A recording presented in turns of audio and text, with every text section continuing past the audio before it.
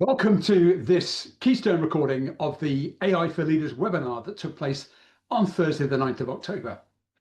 Either you're watching because you missed it, or perhaps you're watching because somebody's forwarded it onto you for your interest.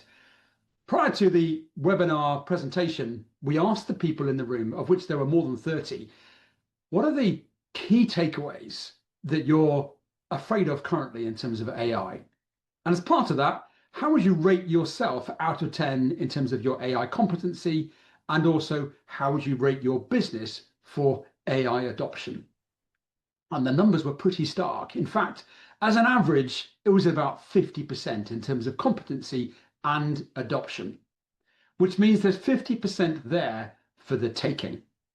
And then we asked everybody to drop in the chat one word that depicts exactly how they're feeling about AI right now. And you'll see that one word revealed as we worked with a chatbot in the background on examining the results of that answer. Looking now for the full webinar of actually what was presented at that particular time, and then afterwards I'll share some insights as to what we shared in the post-webinar discussion. I've popped the response into chat, and the single word that encapsulates all of our emotions would be anticipation. Anticipation. Well, I'll do my best to deliver on that. So this is where we might find ourselves, or perhaps the old view of the senior leadership team. And I've got an archetype or picture of the captain of the ship with a steering wheel. They have or had all the knowledge, all the scale and experience, and therefore they feel competent and able to chart the course of the ship. However, they're now feeling a little bit nervous, overwhelmed, or even out of their depth. Because in the business, they now know that a huge, broad spectrum of people have more knowledge than they have about AI. And yet, from their perspective as a senior leadership team, they're time-starved, but they feel pressured to act. And this could be why we are not moving fast enough, because they feel trepidation, overwhelm, or just lacking the skills to lead with AI, and yet they know that they need to do it. And the left-hand side here, we've now got the position where the smaller companies can implement quickly and scale fast. They could sit on a plane and put the AI to work.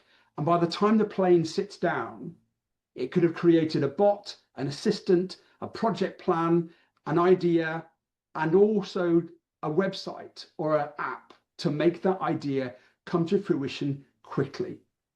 Agile implementation. And yet in a bigger business, they have guardrails and policies, which means that the adoption can't happen as quickly as it needs to be. And for the first time ever, big doesn't necessarily mean that you're the best, because the scalability of small could make you 100x more effective because you've got AI. And here's a great quote from Spencer Stewart, one of the big six for recruitment and talent. I'll let you read it in your own time. So the challenge for all of us is, how do we lead with AI, or how do we be technical minded with AI to enable us to take the business forward without getting nervous about getting into the details of the technicalities? And that's really my objective in the next 15 minutes or so, to give you some small clues as to how this workshop will give competency and comfort without overwhelm in the technical details of what AI and what it's not. 5 broad brush strokes here as to how AI can and will help. Simple process, repetitive admin and content. Example, if I go on a big networking call, people put all their details in the chat.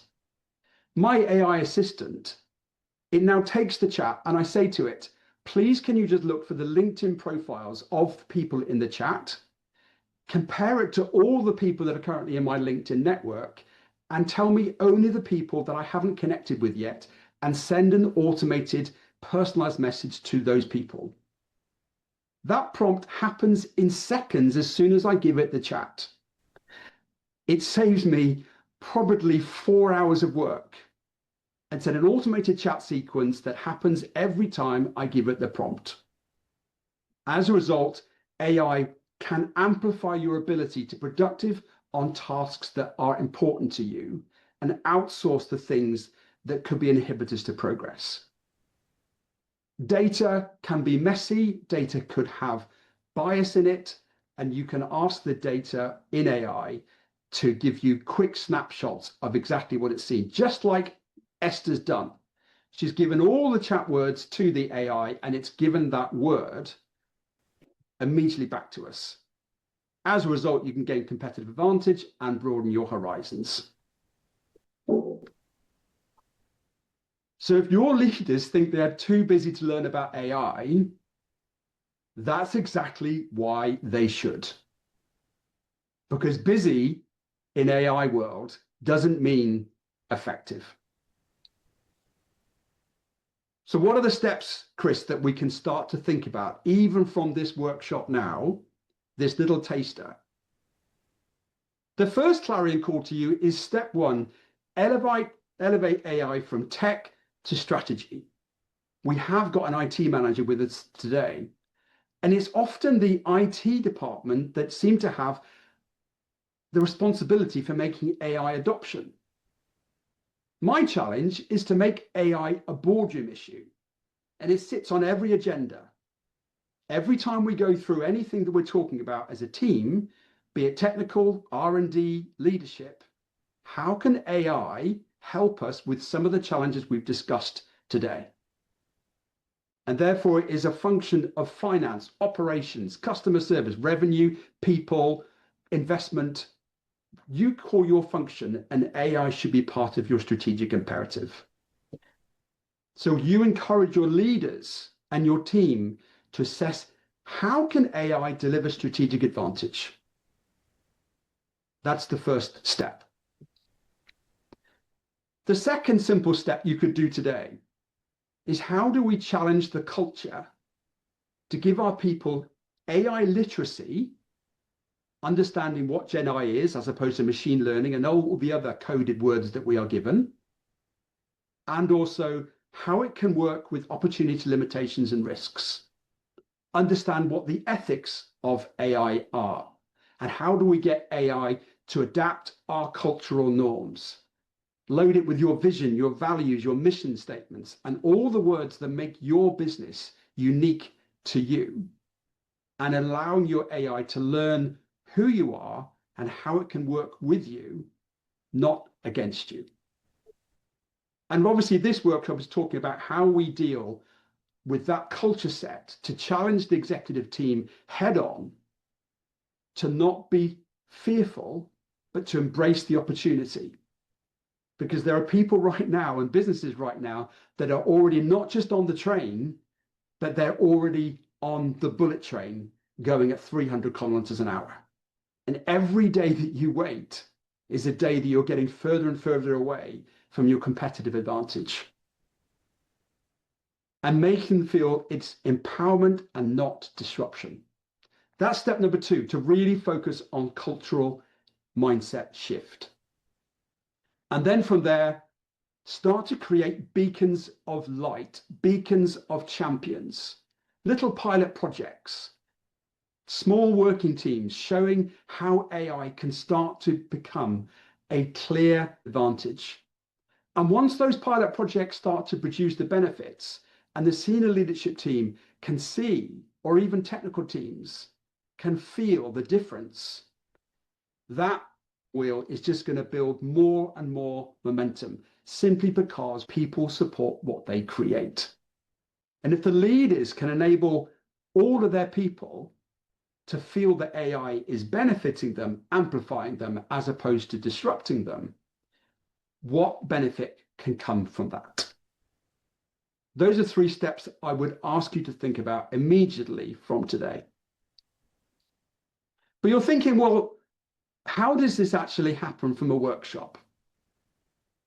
I've delivered this workshop on a number of occasions now, and I can absolutely guarantee you that these things will come out of it. If your number today was a 2 or a 3 or a 5, we've seen that number shift 100% from where they walked in to where they left in just a 3-hour time period. They'll leave with understanding. They'll leave with an insight as to how AI can improve productivity. We'll be on the tools in the Copilot or the ChatGPT, whichever methodology you're wanting to use, and we'll prompt them and show them how you can see little fireworks of light coming out. And people huddle around the laptop and they see one person seeing something, and then other people almost get competitive to say, well, if they can do that, I can do that. And the whole room's energy rises as people get into the comfort of using the tool. We'll obviously talk about ethics, and whatever your own policy is, I will work with you to make sure that policy is reflected in whatever we talk about on the day. It's not a cookie cutter where I just give you information without making it personal to your business or your needs. And I encourage everybody to leave with their own personal action plan. What are they going to do tomorrow morning on their ChatGPT or their Copilot or their note taker to actually make the workshop make immediate difference? And my personal responsibility is to enable them to leave with confidence, capability, clarity, and most importantly, a clear path to be a leader or a technical assistant wherever they might find themselves in the workshop, who can lead change and not be reacting to it. We did promise you get some quick wins that you could implement straight away today. 4 that you could start to get comfortable with. Everybody knows ChatGPT. The principle on this is always the same. Garbage in, garbage out. The ability of your prompt to work with your AI to understand exactly what you're looking for and then challenge it, just like you might challenge somebody else in your business to work better, work smarter, work faster, to give you the information you need, is there for you. It can be used for ID generation, research, campaign planning. You might have a big rollout of a new transformation project that's happening in your business in June next year. Without giving away all of your intellectual property, give ChatGPT the timeline, the prerogative, the plan, the objectives, what the business benefits might be, and say, please craft out a project plan for me, and you'll be amazed as to what it provides for you. But remember, it's not always 100% correct. AI is not perfect, and therefore cut and pasting that project plan to implementation, I would suggest, might not be the best benefit for you. I have lots of assistants working in my ChatGPT that memorize my prompts, and I just keep feeding it the same prompts, and it gives me new information based on the history that I've created within it. And as I've said, it can be a creative sounding board. I have my FD, I have my HR, I have my strategic, I have my risk and contingency plan bot in there, and I provide them with questions that allows me to be more than just one, but a number of 14 role models who challenge my thinking to try to increase my bandwidth. Copilot is probably accessible to lots of you, and it's one of the tools that we used most common in the workshops. Why? Because it sits on your Microsoft platform. And because it's on your platform, it'll sit within the security of your system. I'm very conscious of time. You can use it for so much: presentations, prompts, summaries from meetings, many others. Grain is a platform I use a lot for doing meeting transcripts. Just like Vicky's got today, she's using Otter. It'll take all of the meeting highlights for you, give you a summary, give you an action. It allows you to focus your time in the meeting, not typing in the meeting. And then perhaps email, you'll come out of this workshop today and you'll have lots of emails. Perhaps you've got Fixer in there being your AI assistant, coding your emails, preventing your emails from the ones that don't really matter to time that serves you. And this is the future roadmap we could be talking about with you in 6 months' time. The senior leadership team have knowledge and experience feeding them all the time with AI, and more of a flat structure with them also working with their AI bots, AI assistants, and AI workflows. And in the middle, we've got intellectual curiosity, transformational courage, and authoritative kindness. And as a result, the whole ecosystem is combining their workflows together to keep on moving forward. If you've enjoyed any of this, there's 3 big reports here that you can access. Those will be in the notes. And here's some quick takeaways from a recent workshop that we've done. In 3 hours, we identified £151,000 of either efficiency outcomes or business benefits from 3 hours of work. And there's the testimonial from the CPO in that session. And to show you the Wordle, that's the Wordle we put up on the day. People asked to summarize how they felt at the end, and the overwhelming superlative was excited. That's not my words, that's what they put into the chat, and then the AI on the day showed them what they felt. I'll leave you with Jessica there from Boston Consulting Group. We have to decide if we're chasing small wins or reimagining business transformation. If they do that, you could expect 100% payoff. References will follow, but obviously the next step is to make your appointment with Lee, and I will finish with what questions do you have. After the webinar officially closed, we then went into questions and answer and discussion. And it was interesting to hear that some businesses were already putting filters and screens in to help protect the intellectual property and ideas that were coming out of their workflows and not allowing that to be disseminated through the open AI source network. There are also questions about whether or not the webinar experience that we've shared today could be tailored to the needs of the business. And it's an emphatic, absolutely yes. We have one presentation that's in the can, ready to go, but we can incorporate all of your individual nuance to make it beneficial to your own business. The overall feeling, though, was that this is something that there are silos of workflow that already are championing. And there are others that are wanting to get started and don't know how. And there are others that are just thinking, this is going to be somebody else's agenda, not for me now. But the reality is there are businesses out there that are already using AI for enhancing their effectiveness, their ideation, their creativity, and taking out some of the mundane data processing work and using that to create more efficiency and effectiveness in their businesses, or maybe even give people some free time.